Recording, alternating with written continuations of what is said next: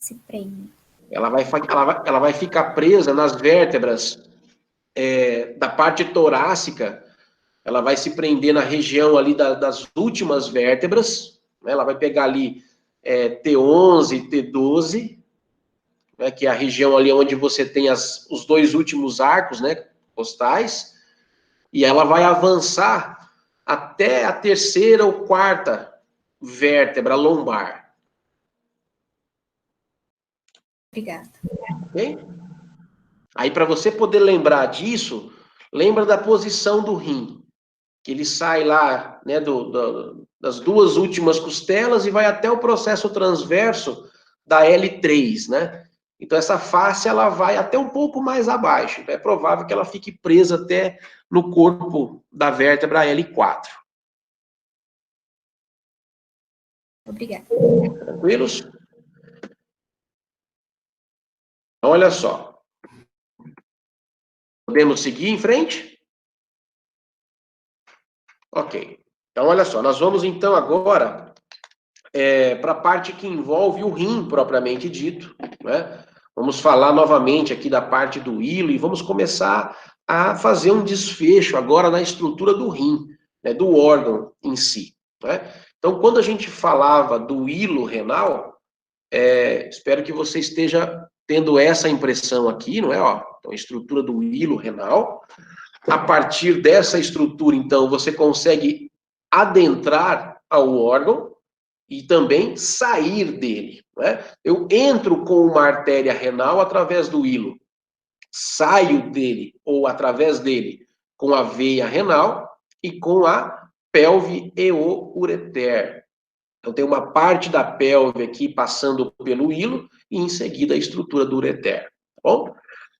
Agora, nós temos um outro detalhe. Observa essa figura, né? Ó. Quando nós olhamos essa figura, você nota que o rim tem um certo brilho, não é? E quando eu faço a incisão aqui e removo esse tecido de revestimento, ele passa a ter uma aparência fosca, não é? Uma imagem mais fosca, perde aquele brilho. Então, esse tecido aqui, ó, fosco, é o que eu estou chamando, desde o início, lá de parênquima renal. Então, todo o tecido, todo o parênquima renal, ele é revestido por este tecido conjuntivo. Nós vamos chamar de cápsula fibrosa. A cápsula fibrosa, ela funciona como uma espécie de um plástico contact, né? Que vai fazer o revestimento íntimo do órgão, preservando qualquer contorno que ele tenha. Então, você pode observar que aqui, olha, você não consegue perceber o que é cápsula, que é parênquima, né? Ó, ele segue muito íntimo aqui com a estrutura tecidual do rim, ó. Faz todos os contornos dele, entra pelo hilo, ok? Faz o revestimento interno da região que nós chamamos de seio renal, ok? Então, essa cápsula fibrosa, ela reveste o órgão tanto externamente, quanto na porção interna dele, onde eu tenho o seio renal, tá? Então, nós vamos entrar com ele aqui, com ela, através do hilo, e revestir também a região do seio renal. Então, esse é um outro tecido. Então, quando eu mencionava na aula anterior lá, que eu podia ter um abscesso, né? Ou seja, uma coleção de pus aqui nessa região do rim, eu vou começar a destruir esse parênquima, mas não consigo sair aqui para fora. Por quê? Porque a cápsula fibrosa não permite. Então, o que acontece? O volume de pus vai crescendo aqui, vai formando uma espécie de uma bolha, não é? Ó, que é o que nós chamamos de abscesso. Então, para eu poder ter aquele vazamento que nós comentamos na última parte da aula, eu teria que romper essa cápsula fibrosa. Então, pode ser que ela tenha ruptura, né, e vaze.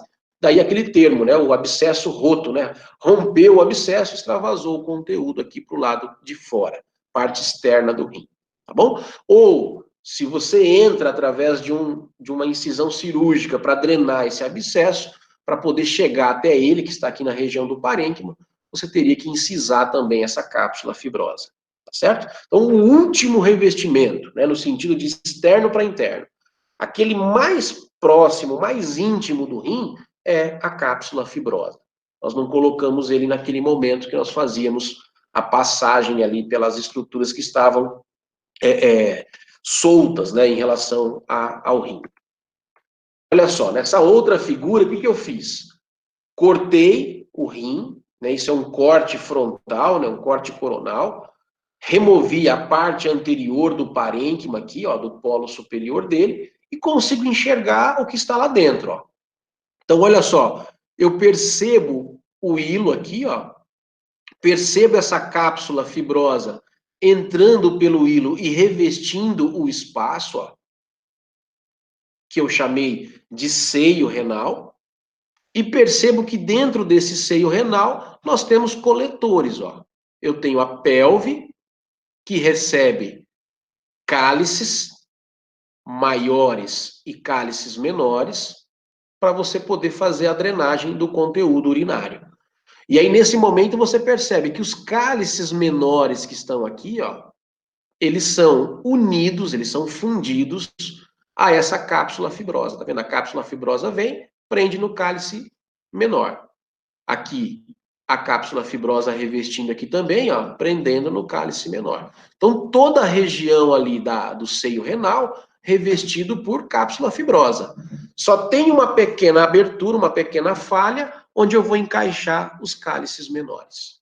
Tá bom? Um outro detalhe que dá para eu perceber nessa imagem também, que os espaços que ficam vazios aqui, ó, eles são preenchidos com gordura. Que gordura é essa? Aquela que ficava do lado de fora, bem pertinho do rim. Corpo adiposo perirenal. Então, ele também entra aqui através do hilo e preenche os espaços aqui no seio, entre o seio propriamente dito e os cálices menores e maiores e até mesmo a pelve. Tá bom? Então, todos esses coletores ficam apoiados aqui também nesse corpo adiposo perirenal. Continuando aqui nessa figura, né, nós vamos definir 3 regiões aqui nessa estrutura renal. Quando nós olhamos para essa imagem, quero que você note que eu tenho a área chamada córtex renal, uma outra área denominada de medula renal e o seio renal, que nós já havíamos falado a respeito. Então, o que é córtex renal? Córtex renal é esta parte mais periférica aqui, ó. Ok? Toda essa região periférica do rim, toda essa área aqui, ó, nós vamos denominar de córtex renal. Logo depois, nós temos uma região mais interna, com um desenho de triângulos aqui, ó, que nós vamos denominar de pirâmides renais. Toda essa região interna, nós vamos chamar de medula renal. E este espaço onde nós colocamos os coletores, o seio renal. Tá bom? Então, eu não posso me perder nisso. Eu tenho o córtex, que é a porção periférica, a medula renal, que é a parte mais interna do parênquima renal, e eu tenho o seio renal, que é o espaço, né, onde eu vou preencher aqui com os coletores, com os cálices menores e maiores, e a pelve renal. Então, olha só essa marcação, ó. Ela define externamente a marcação, a área do córtex, e internamente a marcação, a área da medula renal. Tá bem? Olha lá, córtex renal.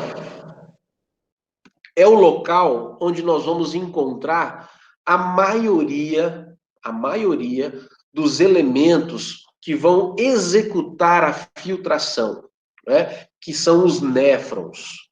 Então, quando nós pensamos em córtex renal, eu quero que você tenha essa percepção, ó.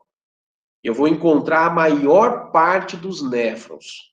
E desses néfrons, a região denominada de cápsula de Bowman, que é o local onde as arteríolas aferentes e eferentes vão se organizar para que eu consiga extrair de dentro desse conteúdo sanguíneo a maior parte fluida do sangue.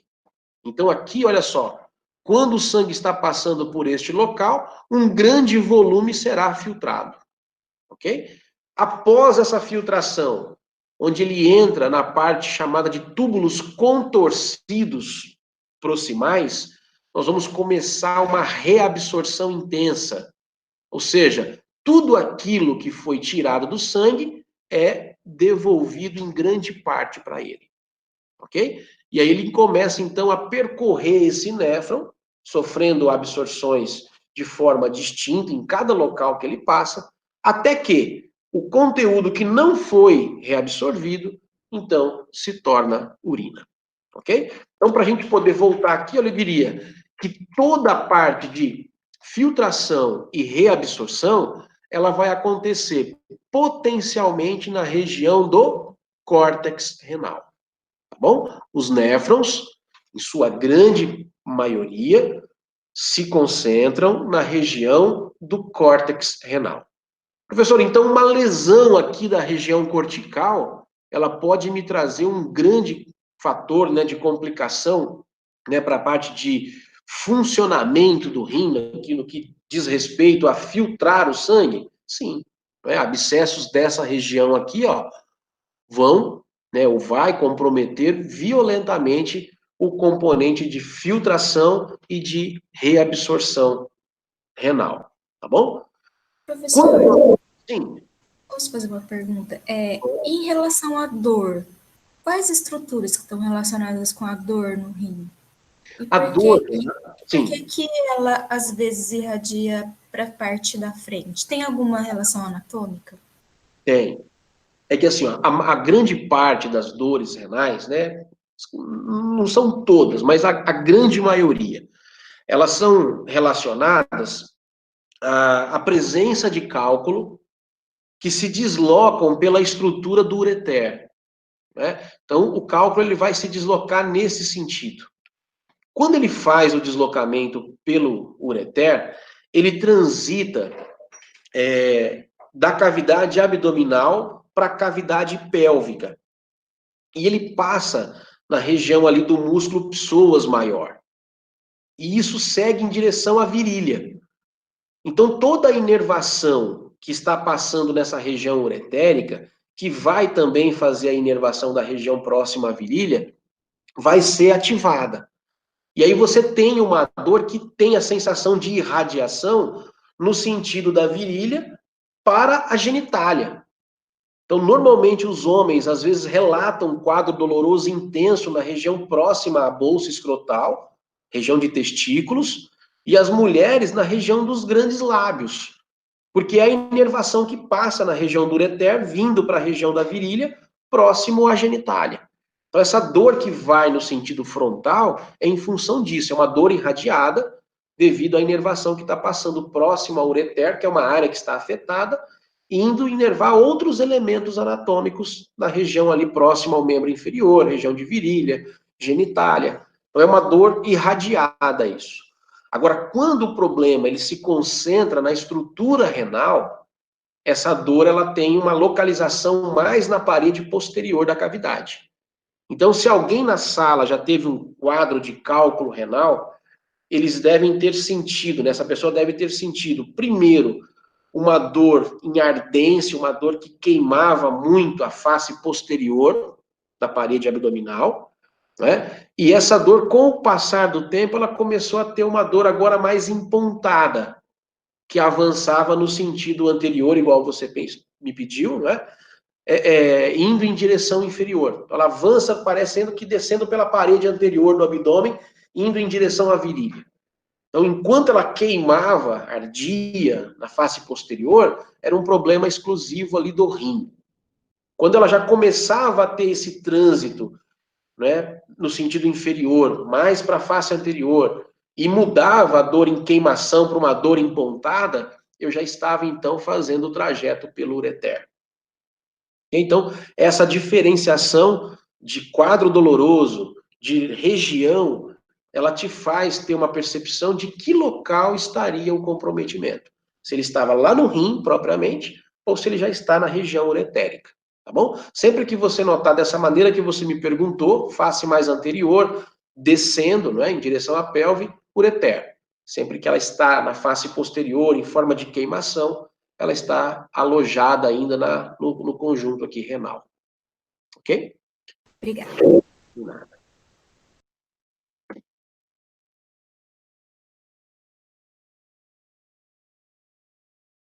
E aí, então, nós vamos... Oi. O senhor podia dar um intervalinho, né? Pelo amor de Deus. Posso sim. Só finalizar essa parte da medula e a gente para, tá bom? Olha lá então, ó. Aqui nessa área medular, nós vamos marcar então aqui o elemento que se parece com um triângulozinho aqui, né, invertido, né, ó, que nós vamos denominar de pirâmide renal, tá bom? Então a pirâmide renal, ela vai conter, não é, uma base que fica voltada para a área cortical e ela vai conter um ápice que fica voltada para o seio. Esse ápice dela, nessa parte mais fininha dela, atende pelo nome de papila renal, tá bom? Então as pirâmides, elas são compostas por base e por papila. A base, ela fica voltada para o córtex e faz uma comunicação direta com os néfrons. A papila, ela fica voltada para o seio e ela faz comunicação direta com os cálices menores, ó. É como se nós estivéssemos aqui, olha, coletando o conteúdo dos néfrons e fazendo uma convergência aqui, ó, para poder concentrar esse conteúdo e depositá-lo dentro do cálice menor, tá bom? Então, pirâmide tem a base e tem a papila renal. Olha só como é que seria numa visão microscópica. Oi. Pode repetir?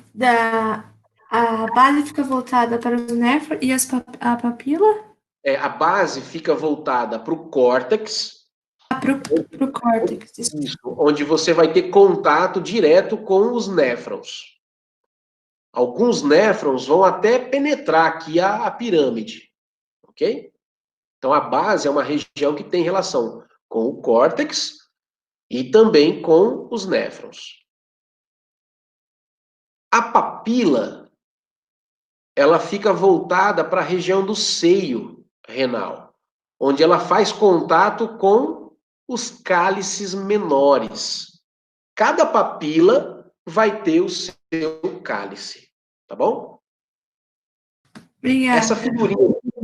Essa figurinha que eu estou usando aqui na lateral do slide, ó, você percebe que essa parte rosa clara é a área cortical e essa outra parte aqui rosa escura é a pirâmide, né?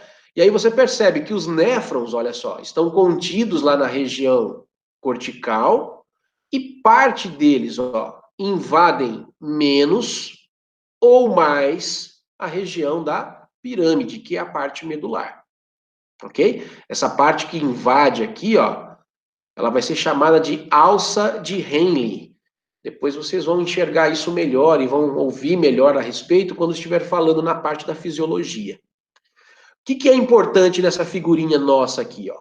Que na papila, que na pirâmide renal, melhor dizendo, você vai encontrar a maior parte de uma estrutura denominada túbulo coletor, que é este elemento aqui, ó.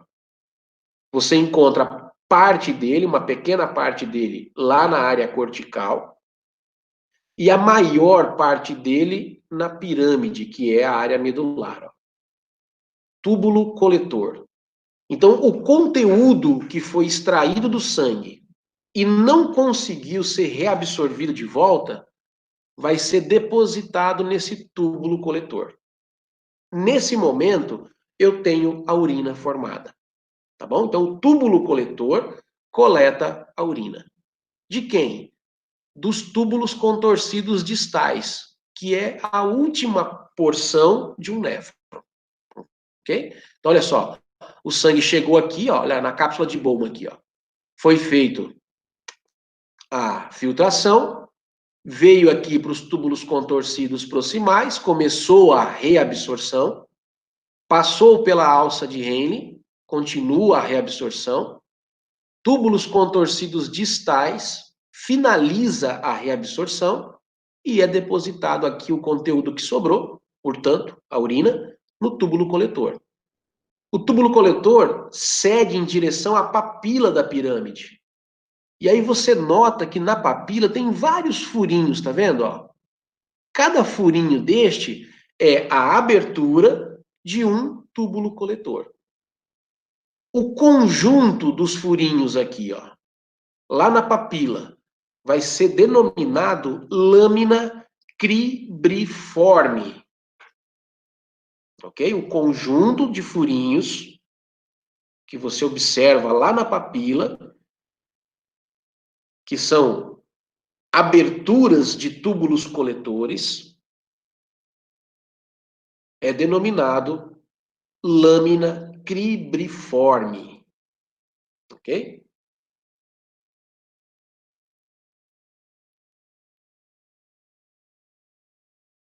E aí, então, gotejando nessa lâmina cribriforme, você vai ter o conteúdo urinário. Para poder coletar esse conteúdo urinário, nós vamos ter os cálices renais, que serão divididos em cálices menores, que são esses elementos aqui, ó, em contato direto com as papilas. Eles se organizam para poder drenar para um cálice maior, né? Então, cálices menores, ó, drenando para um cálice maior, e esses cálices maiores vão drenar para a pelve renal. Então, nós teríamos aqui, ó, um cálice maior aqui, outro cálice maior aqui, outro aqui, ó. Drenando para esses cálices maiores, eu tenho os cálices menores. Drenando para a pelve renal, eu tenho os cálices maiores. Ok? A partir daí, o conteúdo urinário na pelve renal segue em direção ao ureter. Tranquilos? Deu para compreender essa organização aqui? Professor, esses risquinhos pretos que slides anteriores dividiu o córtex da medula, ainda tá no slide? Não, esse que eu coloquei aqui agora, ó, ele está dividindo a medula do seio. Ah, sim, mas naqueles outros slides, ele é você que fez agora ou vai ter? Não, vai ter. Vai ter. Tá, entendi. Ele faz parte do slide. Aquele outro que passava aqui que você fala, né? Ó. Isso, é. Sim, está naquele slide. Tá, obrigada. Tranquilo? Então lá eu dividi a córtex e medula. Aqui agora eu estou dividindo medula de seio renal. Beleza, pessoal? Ok. Então, falado. Vamos fazer uma pausa. Não saia da sala de aula, não. Eu vou tomar uma água agora e quando eu voltar eu faço a chamada de vocês pelos nomes que já estão aqui na minha lista, tá bem? Podem silenciar aí os microfones, câmeras, se vocês quiserem, mas permaneçam em sala que eu consigo depois fazer a chamada. Professor, eu vi o senhor falando no começo da aula, e aí até esperei os colegas se manifestarem,